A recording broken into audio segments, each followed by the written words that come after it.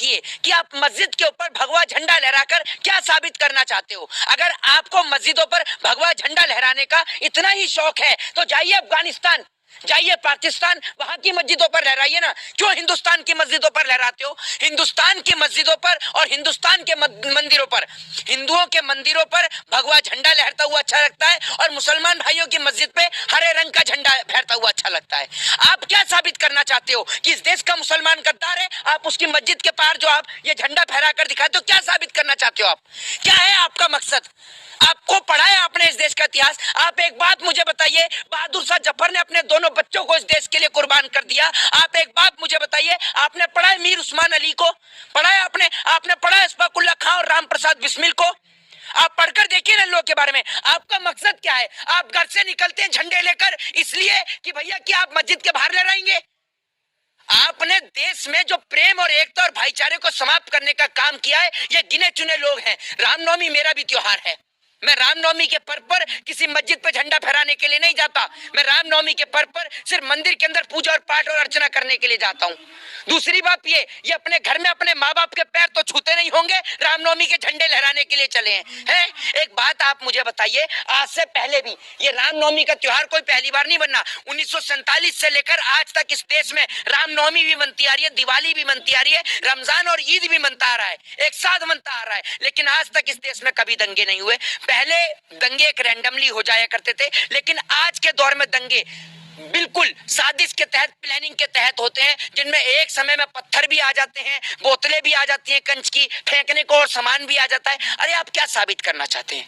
आप इस देश की प्रेम, एकता, भाईचारे को, सवाल यह है कि इस तरीके के लोग जो है दोनों तरफ हैं, एक तरफा नहीं है, दोनों तरफ से जो है इस तरीके के लोग हैं। मैं आपसे चाहते हैं कि देश में माहौल खराब हो, देश हमारा खुशहाल तरीके से ना चले। मैं आपसे क्या कहता हूँ, ताली कभी एक हाथ से नहीं बजती, ताली दोनों हाथ से बजती है। ये कुछ लोग जो हिंदू धर्म के भी हैं, मुसलमान धर्म के भी हैं, लेकिन ये किसी धर्म के लोग नहीं है। इन्हों का एकमात्र एजेंडा है सिर्फ दंगे कराना। ऐसे लोगों से सतर्क और सावधान रहे जो हिंदू और मुसलमान के बीच नफरत पैदा करता है। ऐसे लोगों से अपने बच्चों को बचाएं जो तिलक और टोपी के बीच नफरत पैदा करता है। अरे क्या संबंध है तिलक और टोपी का? आप जानते हैं रमजान का पावन महीना चल रहा है और नवरात्रि का महीना एक साथ चल रहा है। ऐसे महीने में जब मुसलमान और हिंदू दोनों एक दूसरे को गले लगाते हैं, दिवाली में एक दूसरे को गले लगाते हैं, रमजान और ईद में एक दूसरे को गले लगाते हैं, आप उनके बीच नफरत पैदा कर रहे हो। आप किस प्रकार की गंदी राजनीति के लोग हो? नरेंद्र मोदी जी हो चाहे अमित शाह हो, आप अपनी राजनीति, अरे आप सोच कर देखिए। आपको अपने जहन में एक चीज सोचनी चाहिए कि रामनवमी का जुलूस हो, चाहे फिर वो हनुमान जयंती का जुलूस हो, चाहे फिर वो कोई भी जुलूस हो, कभी आपने किसी राजनेता के बेटे को जुलूस में शामिल होते हुए देखा है? मैं आपको यही कहना चाहूंगा कि राहत इंदौरी साहब का एक शेर है कि लगेगी आग तो आएंगे घर कई जद में, यहाँ सिर्फ हमारा ही घर थोड़ी है। तो मैं इसमें एक बात कहूंगा कि लगेगी आग तो आएंगे सिर्फ आम जनता के घर जद में। यहाँ पर नेताओं का घर थोड़ी है। नेताओं के घर तो 5 स्टार बंगले हैं भैया। इन नेताओं के घर के बाहर 5000 पुलिस फोर्स खड़ी रहती है, बहुत सारे ऑफिसर्स खड़े रहते हैं। नेताओं का घर कभी दंगे की चपेट में नहीं आता। अगर दंगे होते हैं तो आम जनता मरती है। आम जनता दंगों में रोटी, कपड़ा और मकान के लिए तरसती है, भूख के लिए तरसती है। सरकार क्या करती है? सरकार तो धारा 144 लागू करके रख देती है। आज बिहार में, बंगाल में सिर्फ माहौल खराब करा जा रहा है अपनी चुनावी रोटी सेकने के लिए। बिहार के मुख्यमंत्री को कभी तमिलनाडु में बदनाम करने की कोशिश करी जाती है, कभी बिहार के मुख्यमंत्री को बिहार में बदनाम करने की कोशिश की जाती है। अगर बिहार में तेजस्वी यादव मुख्यमंत्री के पद से हट जाए, नीतीश कुमार मुख्यमंत्री के पद से हट जाए और वापस से बीजेपी की सरकार आ जाए तो बिहार में बिल्कुल अच्छा चल रहा है, राम राज्य चल रहा है। लेकिन अगर वो बिहार के अंदर अगर सरकार बीजेपी की नहीं है तो वहां पर सब कुछ गलत चल रहा है। महाराष्ट्र का क्यों नहीं दिखाते? दिखाइए महाराष्ट्र का। जो लोग सड़क पर हनुमान चालीसा पढ़ रहे थे उद्धव ठाकरे की सरकार में, अब मर गए वो लोग। कहाँ है वो लोग बताइए? अब क्यों नहीं पढ़ते? क्योंकि अब बीजेपी की सरकार है। इसका क्या मतलब है कि बीजेपी दंगाइयों को बढ़ावा देती है?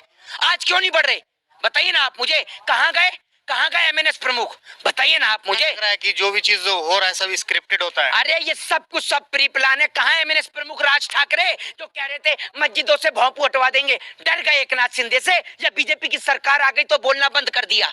ये बताइए ना आप मुझे। कोई हिंदू कोई मुसलमान की बात नहीं करते ये लोग, समझ रहे हैं? लोगों के मन में सिर्फ और सिर्फ नफरत पैदा करा रहे हैं। वरना अगर बीजेपी के अंदर दम है तो बीजेपी का एक नेता भगा दे अपने दामाद को और कह दे भाग यहाँ से, तू भाजपा से बाहर दामाद को भगा दे, शाहनवाज हुसैन को भगा दे, मुख्तार अब्बास नकवी को भगा दे, जो बीजेपी नेताओं के जो मुस्लिम दामाद हैं, हाँ भगा दे उनको। अगर इतनी नफरत करते हो मुसलमानों से तो भगा दो मुसलमानों को। क्या दो बीजेपी में नहीं हो तुम, बता दो ना। है पकड़ पकड़ के बीजेपी वाले सब रख रखे हैं मुसलमान, और लोगों को लड़ा रहे हो हिंदू मुसलमान में, फिर लहरा रहे हो झंडा वहां पर। क्या फायदा तुम्हारा? तुम्हारी कोई आइडियोलॉजी नहीं है, तुम्हारी कोई विचारधारा नहीं है, तुम्हारा सिर्फ एकमात्र एजेंडा है भारत देश के अंदर नफरत पैदा करने का। तुम्हारे अंदर दम है तो जाओ पाकिस्तान, वहां ले रहा हूँ, वहां की मस्जिदों। क्या बिहार की जो आखिरी सवाल है कि बिहार की जो जनता है उन्हें उनसे क्या अपील करना चाहेंगे? बिहार मोहित शर्मा भी भगवाधारी है, हिंदू है, क्या अपील? क्या कह रहा हूँ, बिहार की जनता से अपील करेंगे। बिहार की जनता तो बहुत समझदार है, बिहार की जनता तो खुद परेशान है कि बिहार को बदनाम करने के लिए दंगाई कहां से घुस गए।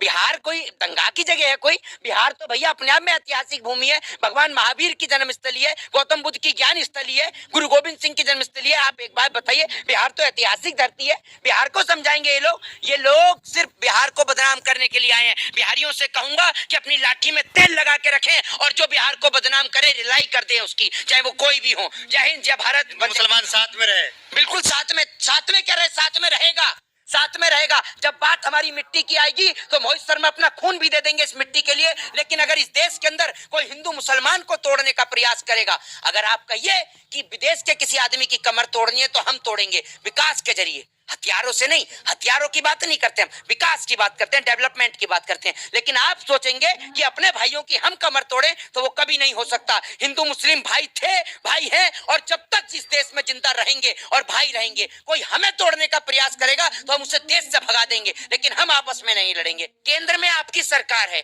आप क्या कर रहे हैं? आप क्या संदेश दे रहे हैं? आपकी पार्टी के नेता मंदिर और मस्जिदों पर चर्चा करते हैं। आपकी पार्टी के एक बात आप मुझे बताइए, टीवी न्यूज चैनल का एक डेटा उठाकर देख लीजिए। उस डेटा को जब आप देखेंगे तो आप देखेंगे कि हिंदू मुसलमान पे, मंदिर और मस्जिद पे और मदरसों पर सबसे ज्यादा बहस हुई है। हमारा और आपका प्रेम टूट गया तो ये देश टूट जाएगा। इस देश के प्रेम को मत टूटने दो, क्योंकि अगर हिंदू और मुसलमान का प्रेम टूट गया तो आप ये समझ लीजिए जनाब, इस देश के अंदर भाईचारा खत्म हो जाएगा, देश टूट जाएगा। जय हिंद, जय भारत, वंदे मातरम।